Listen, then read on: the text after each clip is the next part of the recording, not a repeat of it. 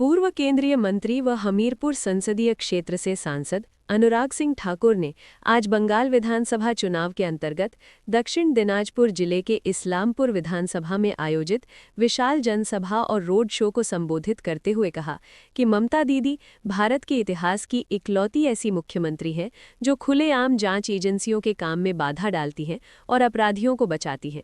उन्होंने कहा कि बंगाल अब टीएमसी के कुशासन से मुक्ति पाने और सुशासन की भाजपा सरकार लाने के लिए तैयार है।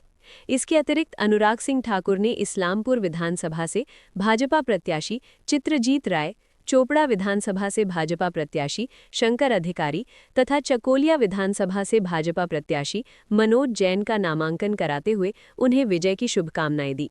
अनुराग सिंह ठाकुर ने कहा कि आज बंगाल असुरक्षा के सबसे बुरे दौर से गुजर रहा है। बंगाल में बेटियां, बच्चे, व्यापारी, राजनीतिक कार्यकर्ता और यहां तक कि न्यायपालिका भी सुरक्षित नहीं है। पूरे प्रदेश में डर का माहौल है और टीएमसी टेरर, मर्डर और क्राइम की कॉकटेल पार्टी बनकर रह गई है। उन्होंने कहा कि ये विधानसभा चुनाव बांग्ला स्वाभिमान, संस्कृति और अस्तित्व की रक्षा का चुनाव है। बंगाल में लंबे समय से बांग्लादेशी घुसपैठ जारी है और कांग्रेस, कम्युनिस्ट व टीएमसी ने योजनाबद्ध तरीके से घुसपैठ को बढ़ावा दिया है, क्योंकि ये उनके लिए वोट बैंक है। राज्य सरकार पर आरोप लगाते हुए उन्होंने कहा कि युवाओं को रोजगार देने के बजाय कटमनी वसूली का तंत्र खड़ा किया गया है और कई मंत्री व नेता भ्रष्टाचार के मामलों में गिरफ्तार हो चुके हैं। उन्होंने कहा कि टीएमसी भ्रष्टाचार, तुष्टीकरण और अहंकार की सभी सीमाएं पार कर चुकी है और बंगाल को अपराधियों की जागीर बना दिया गया है। जो जितना बड़ा अपराधी है उसे उतना बड़ा पद और टिकट दिया जाता है।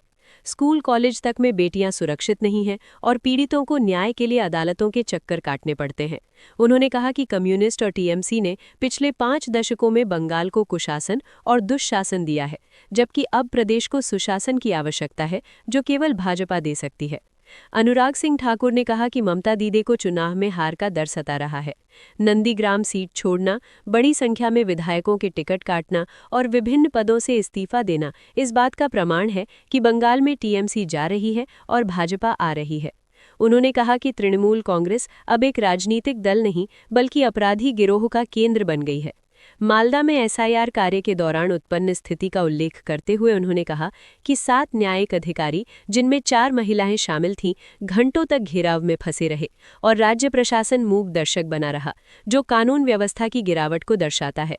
उन्होंने कहा कि नॉर्थ बंगाल के साथ टीएमसी, कांग्रेस और लेफ्ट ने लंबे समय तक भेदभाव किया है, जबकि भाजपा के पास इसके विकास के लिए स्पष्ट रोड मैप है।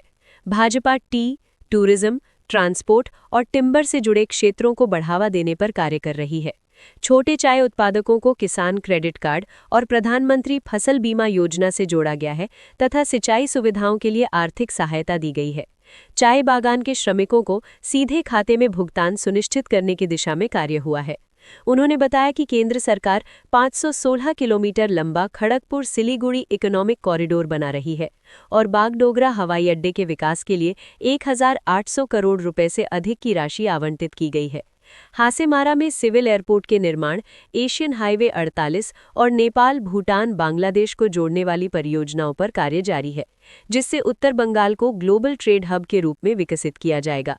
इसके साथ ही सेवोक रंगपो रेल लिंक पर 12,474 करोड़ रुपए खर्च किए जा रहे हैं।